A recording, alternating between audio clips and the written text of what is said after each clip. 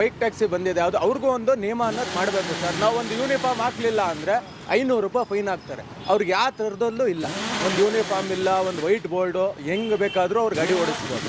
ಅದೇ ನಮ್ಮದ್ರಲ್ಲಿ ಪ್ರತಿಯೊಂದು ನಾವು ಟ್ಯಾಕ್ಸ್ ಕಟ್ತೀವಿ. ಅವ್ರೇನಾದರೂ ಟ್ಯಾಕ್ಸ್ ಕಟ್ತಾರಾ ಸರ್? ಅವ್ರೇನು ಟ್ಯಾಕ್ಸ್ ಕಟ್ಟಲ್ಲ, ಏನೂ ಇಲ್ಲ. ವೈಟ್ ಬೋರ್ಡಿಗೆ ಅನುಮತಿ ಕೊಡ್ದಲೇ ಹಗಲು ಅನ್ನಲ್ಲ, ನೈಟು ಅನ್ನಲ್ಲ, ಹೊಡಿತಾನೆ ಅವರಲ್ಲ. ಇದಕ್ಕೆ ಏನೋ ಒಂದು ಕಾನೂನು ರೀತಿಯಲ್ಲಿ ತೊಗೊಳೋದು ಯಾರು ಬೇಡವಾ? ಬೆಳಗ್ಗಿಂದ ಸರ್ ನೀವು ನಂಬ್ತಿರೋ ಬಿಡ್ತಿರೋ 500 ರೂಪಾಯಿ ನಾವು ಬಾಡಿಗೆ ಹೊಡಿಯೋಕ್ಕಾಗಿಲ್ಲ. ತಿಂಗಳಿಗೆ 11,000 ರೂಪಾಯಿ EMI ಕಟ್ಟಬೇಕು, ವರ್ಷಕ್ಕೆ FC ಮಾಡಿಸ್ಬೇಕು, ಇನ್ಶೂರೆನ್ಸ್ ಕಟ್ಟಬೇಕು. ಹೆಂಗೆ ಸರ್ ಮಾಡೋಣ ಜೀವನ? ಇಲ್ಲ, ಅವ್ರಿಗೊಂದು ನಿಯಮ ಮಾಡಲಿ, ನಿಯಮ ಮಾಡಿಬಿಟ್ಟು ಬಿಟ್ಬಿಟ್ರೆ ಟೆನ್ಷನ್ ಇರಲ್ಲ. ಬಿಡಿ, ನಮ್ಮ ಜೀವನ ಇಷ್ಟೇ ಅಂತ ಅಂದ್ಬಿಟ್ಟು ನಾವೇನೋ ಒಂದು ಮಾಡ್ಕೊಂಡು ಹೋಗ್ತೀವಿ. ಏನು ಇಲ್ದಲ್ಲ ಇವರು. ಇದು ಸರಿನಾ? ಈಗ ಲೀಗಲ್ ಇಲ್ಲ, ಬಟ್ ಯಾಕೆ ಕೊಡ್ಸಕ್ಕಿದ್ದಾರೆ ಅಂತ ಅದೇ ಸರ್ ನಾವು ಕೇಳ್ತಾ ಇರೋದು. ಅವ್ರು ಹೇಳ್ತಾರೆ ಇನ್ನೂ ರೂಲ್ಸೇ ಬಂದಿಲ್ಲ, ಅಲ್ಲೇ ನಮಗೆ ಕಾನೂನು ಕೊಟ್ಬಿಟ್ಟವ್ರೆ ಅಂತ ಕೇಳ್ತಾರೆ.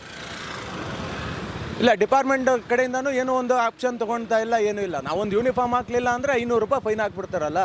ಅವರು ಇದು ವೈಟ್ ಬೋರ್ಡಿಗೆ ಹಾಕೊಂಡು ಕುಟಿಸ್ಕೊಂಡು ತಿರುಗಾಡ್ತಾರೆ. ಅವ್ರಿಗೇನು ಇಲ್ವಾ? ರೂಲ್ಸೇ ಇಲ್ವಾ ಅವರಿಗೆ? ಮೊನ್ನೆ ಹೈಕೋರ್ಟಲ್ಲಿ ಹೌದು ವಾದ ಮಂಡನೆ ಮಾಡಿದೆ, ಬೈಕ್ ಟ್ಯಾಕ್ಸಿ ಬಗ್ಗೆ ನೆಟ್ಸಕ್ಕೆ ಒಲವಿಲ್ಲ ಹೌದು ಅಂತ ಹೇಳಿದೆ. ಈಗ 24ಗೆ ತೀರ್ಪು ಬರುತ್ತೆ. ಹೌದು. ಈಗ ತೀರ್ಪು ಬಂದರೆ ನಿಮ್ಮದು ಹೇಗಿರುತ್ತೆ ಸರ್? ತೀರ್ಪು ಸರ್ಕಾರದಿಂದ ತೀರ್ಪು ಅಂದರೆ ಯಾರು ಅದಕ್ಕೆ ತೀರ್ಪಿಗೆ ನಾವು ತಲೆ ಬಗ್ಗಿಸ್ಬೇಕು, ಪ್ರತಿಯೊಬ್ಬರು ತಲೆ ಬಗ್ಗಿಸ್ಲೇಬೇಕು. ತೀರ್ಪು ಬರೋವರೆಗಾದ್ರೂ ಒಂದು ನೆಮ್ಮದಿಯಾಗಿ ಬಿಡೋಕ್ಕಾದ್ರೂ ಬಿಡ್ಬೇಕು ತಾನೆ. ಇಲ್ಲ ಅಂದರೆ 1 ತಿಂಗಳು ನಾವು ಫೈನಾನ್ಸ್ ಕಟ್ಟಲಿಲ್ಲ ಅಂದರೆ ಗಾಡಿಗಳು ಬಿಡ್ತಾರ? ಅವ್ರದ್ದೇನು ಸರ್, 1 ಲಕ್ಷ 1.5 ಲಕ್ಷ ಕೊಟ್ಟರೆ 2 ವೀಲರ್ ಕೊಟ್ಟು ಬಿಡ್ತಾರೆ. ಅವ್ರಿಗೆ ಬಿಟ್ಟಿರೋದು ಓನ್ ಯೂಸ್ಗೆ. ಈಗ ನಮಗೂ ಓನ್ ಯೂಸ್ ಮಾಡ್ಕೊಡ್ಲಿ, ತೊಗೊಳ್ಳಿ, ನಮ್ಮದು ವೈಟ್ ಬೋರ್ಡ್ ಮಾಡ್ಕೊಳ್ಳಿ, ನಮಗೂ ಟ್ಯಾಕ್ಸ್ ಇರಲ್ವಲ್ಲ, ನಾವು ಎಲ್ಲಿ ಬೇಕಾದರೂ ಓಡಾಡ್ಬೋದು. ನಿಯಮ ಮಾಡಿ ಬಿಡಿ. ಹೌದು, ಈಗ ನಮಗೇನು ನಿಯಮ ಮಾಡಿದ್ದೀರಾ ನೀವು?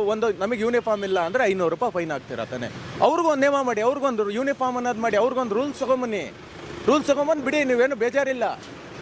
ಅದು ಬಿಟ್ಬಿಟ್ಟು ನೀವು ವೈಟ್ ಬೋರ್ಡಿಗೆಲ್ಲ ನೀವು ಅನುಮತಿ ಕೊಟ್ಬಿಟ್ರೆ ಹೆಂಗೆ ಜೀವನ ಮಾಡೋದು? ಇಲ್ಲ ಅಂದರೆ ಆಟೋಗಳ ನೀವು ತೊಗೊಂಬಿಡಿ, ಸರ್ಕಾರದವ್ರೆ ನೀವೇ ತೊಗೊಂಬಿಡಿ ಗಾಡಿಗಳು, ಕೊಟ್ಟುಬಿಡ್ತೀವಿ ಎಲ್ಲರೂ.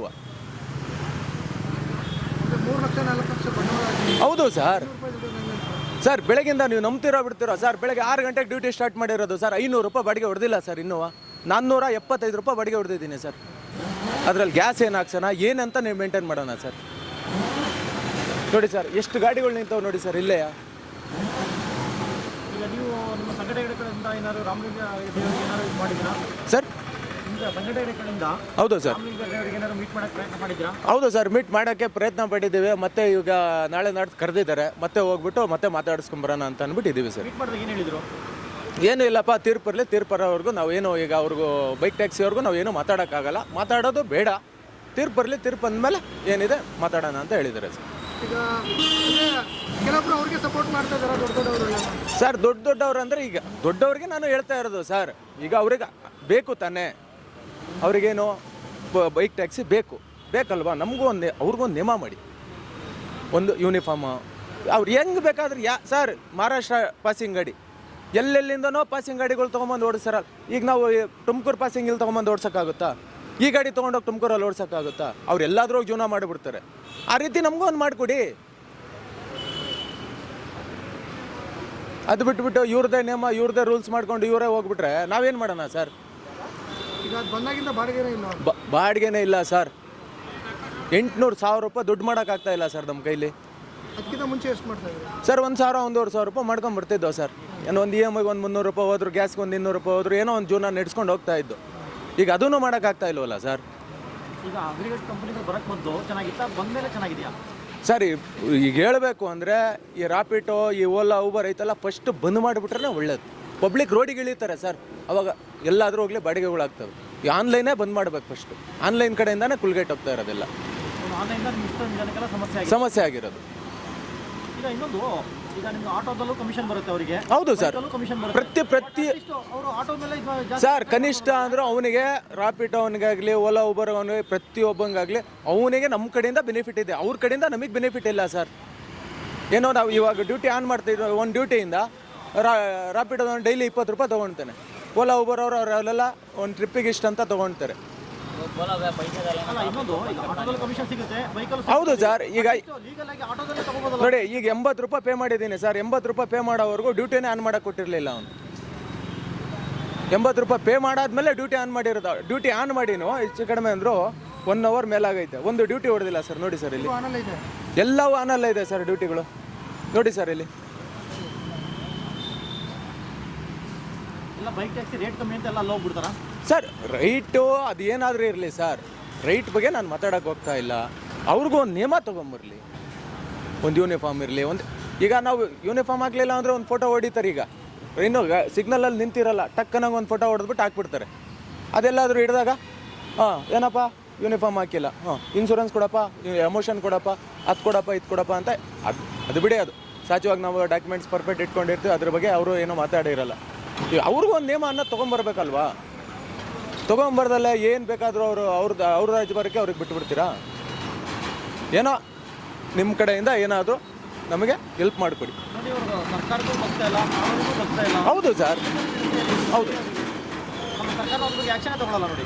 ಈಗ ನಮ್ಮ ಸರ್ಕಾರ ಕಡೆಯಿಂದನೂ ಇವರು ಇದೇ ತೊಗೊಳ್ತಾ ಇಲ್ಲ ಅಂದಮೇಲೆ ಏನಕ್ಕೆ ಇವ್ರಿಗೆ? ಎಲ್ಲ ಒಳಗೊಳಗೆ ಏನಾದ್ರು ಹೋಗ್ತಾ ಇದೆಯಾ ಸೂಟ್ ಕೇಸು? ಹೌದು ಸರ್, ಸೂಟ್ ಕೇಸ್ಗಳು ಹೋಗ್ದಲ್ಲೇ ಇಷ್ಟೆಲ್ಲ ಯಾರು ಇದು ಮಾಡಲ್ಲ ಸರ್. ಈಗ ನಾನು ಒಂದು ದೊಡ್ಡ ವ್ಯಕ್ತಿ ಅಂದ್ಕೊಳ್ಳಿ, ನನಗೂ ನಾವು ಒಂದು ಸಂಘಟನೆ ಮಾಡ್ಕೊಳ್ತೀವಿ. ಏನೋ ಒಂದು ನಮ್ಮ ಕಡೆ ಒಂದು 100 ಹುಡುಗರು ಇರ್ತಾರೆ. ನಾವು ಹೋಗ್ಬಿಟ್ಟು ಅಲ್ಲಿ ಮಾತಾಡ್ಬಿಟ್ಟು ಒಂದಿನ ಎಲ್ಲ ಸ್ಟ್ರೈಕ್ ಮಾಡಿದ್ರೆ ನನಗೆ ಹಿಂದ್ಗಡೆಯಿಂದ ಒಂದು ಸೂಟ್ ಕೇಸ್ ಕಳಿಸ್ಬಿಟ್ರೆ ನಾನು ತಣ್ಣಗಾಗ್ಬಿಡ್ತೀನಿ. ಆಮೇಲೆ ಹುಡುಗರಿಗೆ ಕರ್ಕೊಂಡು ನಟ್ರ ಇನ್ನೊಂದು ಸತಿ ನೋಡೋಣ. ಆಮೇಲೆ ಅವ್ರು ಹುಡುಗರೆಲ್ಲ ನನಗೆ ಫೋರ್ಸ್ ಮಾಡಿದಾಗ ಇನ್ನೊಂದು ಸತಿ ಸರ್ ನಾನು ಬರ್ತಾ ಇದ್ದೀನಿ ಸರ್, ಹಿಂಗೆಲ್ಲ ನಮ್ಮ ಹುಡುಗರೆಲ್ಲ ಪ್ರೆಸರ್ ಮಾಡ್ತಾವ್ರೆ ಅಂತ ಅಂದ್ಬಿಟ್ಟು ಅಲ್ಲಿಗೆ ಮ್ಯಾಟ್ರ್ ಕ್ಲೋಸ್. ಈಗ ನಿಮ್ಮಲ್ಲೂ ಒಂದು ಆ ಥರ ಸಂಘಟನೆಗಳು ನಿಮಗೆಲ್ಲೂ ಸಾಥ್ ಕೊಡ್ತಾ ಇಲ್ಲ, ನಿಮ್ಮಲ್ಲೇ ಒಗ್ಗಟ್ಟಿಲ್ಲ ಅನ್ನೋ ಅನಿಸುತ್ತಾ ನಿಮಗೆ? ಸರ್ ಒಗ್ಗಟ್ಟಿದ್ದಾರೆ ಸರ್, ಒಗ್ಗಟ್ಟು ಇಲ್ದಲ್ಲೇ ಏನೂ ಇಲ್ಲ. ಬಟ್ ಆ ಸಂಘಟನೆಗಳಿಗೆ ಅವ್ರವ್ರಿಗೆ ಆಗಿರಲ್ಲ, ಅದು ಆ ಸಮಸ್ಯೆ ಬೇರೆ ಇರುತ್ತೆ. ಬಟ್ ಈ ಪ್ರಾಬ್ಲಮ್ ಬಂದಾಗ ಎಲ್ಲರೂ ಒಂದಾಗಿ ಕೂಡ್ತಾರೆ ಸರ್. ಅಲ್ಲ, ಈ ಅಡ್ವಾಂಟೇಜ್ ಅವ್ರು ತೊಗೊಂಡ್ರೆ ಏನಾರು ಆ ಗ್ರೇಟ್ ಕಂಪ್ನಿಗಳು ನಿಮ್ಮಲ್ಲಿ ಒಗ್ಗಟ್ಟಿಲ್ಲದೆ ಇರೋದನ್ನೇ ಅದೇ ತೊಗೊಂಡಿರೋದು ಅವರು. ಅವ್ರು ನಮ್ಮಲ್ಲಿ ಒಗ್ಗಟ್ಟಿರ್ತಿದ್ರೆ ಅವರು ಏನು ಮಾಡೋಕ್ಕಾಗ್ತಿರ್ಲಿಲ್ಲ. ಇವತ್ತು ನಮ್ಮಲ್ಲಿ ಒಗ್ಗಟ್ಟಿಲ್ಲ ಅಂತಲೇ ಅವರೆಲ್ಲರೂ ಬೈಕ್ ಟ್ಯಾಕ್ಸಿಗೆ ಅನುಮತಿ ಕೊಟ್ಟಿರೋದು. ಅದು ಲೀಗಲ್ ಪರ್ಮಿಷನ್ ಇಲ್ಲ ಅಂದರೂ ಇಲ್ಲೀಗಲ್ ಆಗಿ ಹೌದು ಹೌದು ಹೌದು ಹೌದು. ಈಗ ನೋಡಿ, ಅವ್ರಿಗೇನಾದರೂ ಹೆಚ್ಚು ಕಡಿಮೆ ಆದರೆ ಯಾರು ಸರ್ ಕೊಡ್ತಾರೆ? ಹೌದಾ? ನೀವು ಎಷ್ಟು ವರ್ಷದಿಂದ ಓಡಿಸ್ತಾ ಇದ್ದಾರೆ ಸರ್ ನಾನು 2006ರಿಂದ ಓಡಿಸ್ತಾ ಇದ್ದೀನಿ ಸರ್. ಹೌದು. 19 ವರ್ಷ ಆಯ್ತು. ಈಗ ಇನ್ನು 2006 ಹೇಳ್ತಾರೆ, ಇವಾಗ 25. 2006 ಹೇಗಿತ್ತು, ಇವಾಗ ಹೇಗಿದೆ? ಸರ್ 2006ರಲ್ಲಿ ನೆಮ್ಮದಿಯಾಗಿ ಜೀವನ ಮಾಡ್ಬೋದಾಗಿತ್ತು.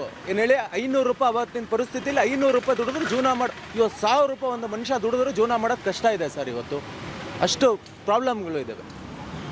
ಕಮ್ಮಿ ದುಡ್ಡು ನೆಮ್ಮದಿ ಇತ್ತು. ಹೌದು ಸರ್, ನೆಮ್ಮದಿ ಇತ್ತು. ಇವಾಗ 1000 ರೂಪಾಯಿ ದುಡಿದ್ರೆ ನೆಮ್ಮದಿ ಇಲ್ಲ. 1000 ರೂಪಾಯಿ ದುಡಿಯೋಕ್ಕೆ ಅಲ್ಲಿ ಆಗ್ತಾ ಇಲ್ವಲ್ಲ. ಎಲ್ಲಿಂದ 1000 ರೂಪಾಯಿ ಸಂಪಾದನೆ ಮಾಡೋಣ ಹೇಳಿ? ಅವಾಗ ನಿಮ್ಮ ಜೊತೆ ಇರೋರು ಇವಾಗ ಆಟೋ ಬೇಡ ಅಂತ ಹೇಳ್ಬಿಟ್ಟು ಬಿಟ್ಬಿಟ್ಟು? ಹೌದು ಸರ್, ಸುಮಾರು ಜನ ಬಿಟ್ಬಿಟ್ಟಿದ್ದಾರೆ ಸರ್. ಇವಾಗ ಈ ಗಾಡಿ ಕೊಡೋಣ ಅಂತಲೇ ಹೋಗಿದ್ದೆ ಸರ್ ನಾನು. ಬೇಡ, ಕೊಟ್ಬಿಟ್ಟು ಅದಾದ್ರೂ ಕೆಲ್ಸಕ್ಕೆ ಹೋಗ್ಬಿಟ್ರೆ ಅವನವನು ಅಲ್ಲೇ 700-800 ರೂಪಾಯಿ ಸಂಬಳ ಕೊಡ್ತಾರೆ ಅಂತ ಅಂದ್ಬಿಟ್ಟು ಅವತ್ತು ನಾನು ತೊಗೊಂಡಿದ್ದು 2,20,000ಕ್ಕೆ ಸರ್ ಗಾಡಿ ತೊಗೊಂಡಿದ್ದು. 1.5 ವರ್ಷ ಆಯ್ತು ಗಾಡಿ. ಇವಾಗ ಬೆಳಗ್ಗೆ ಗಾಡಿ ತೊಗೊಂಡೋದ್ರೆ ಬರೀ 1,20,000 ಗಾಡಿ ಕೇಳ್ತಾರೆ. 1,20,000 ಸರ್, 2,20,000 ತಂದಿರ ಗಾಡಿನ. ಅಂದರೆ ದುಡಿಮೆ ಇಲ್ಲ ಅಂತ ಅದರಲ್ಲಿ? ಹೌದು ಸರ್, ಅವರೇ ಹೇಳ್ತಾರೆ ನಮ್ಮ ಹತ್ರನೇ ಬೆಜ್ಜನ್ ಗಾಡಿ ಅವಪ್ಪ, ಇನ್ನೊಂದು 5,000 ರೂಪಾಯಿ ಕೊಡಿ, ಇನ್ನೂ ಇದಕ್ಕಿಂತ ಚೆನ್ನಾಗಿರೋ ಗಾಡಿ ಕೊಡ್ತೀನಿ ಅಂತ ಕೇಳ್ತಾರೆ. ಆಟೋ ಡ್ರೈವರ್ಗಳೆಲ್ಲ ಮಾರ್ಬಿಟ್ಟಿದ್ದಾರೆ. ಹೌದು ಸರ್, ತುಂಬ ಕಷ್ಟ ಆಗ್ಬಿಟ್ಟಿದೆ ಸರ್ ಆಟೋ ಡ್ರೈವರ್ಗಳಿಂದ. ಈ ಬೈಕ್ ಟ್ಯಾಕ್ಸಿಗಳವ್ರಿಗೆ ಏನಾದರೂ ಒಂದು ನಿಯಮ ತರೋವರೆಗೂ ಇದು ಹೋರಾಟ ಮಾಡಬೇಕು. ಇಲ್ಲ ಎಲ್ಲ ನಮ್ಮ ಒಗ್ಗಟ್ಟುಗೂಡಿ ಆಟೋ ಡ್ರೈವರ್ಗಳು ಯಾವಾಗ ಒಂದು ಬೀದಿಗೆ ಇಳಿಯಲ್ಲ ಅಂಥವ್ರಿಗೂ ಇವರಿಗೆ ಒಂದು ಇದು ತೊಗೊಂಬರೋಕ್ಕಾಗಲ್ಲ ಸರ್. ಸರ್ ಅವ್ರಿಗೂ ಎಲ್ಲ ಒಟ್ಟು ಮಾಡಲಿ ತೊಗೊಳ್ಳಿ ಸರ್. 24 ಜಡ್ಜ್ಮೆಂಟ್ ಇದೆ, ಏನಾಗುತ್ತೆ ನೋಡ್ಕೊಂಡು ಮಾತಾಡೋಣ. ಹೌದು sir. Okay sir, thank you.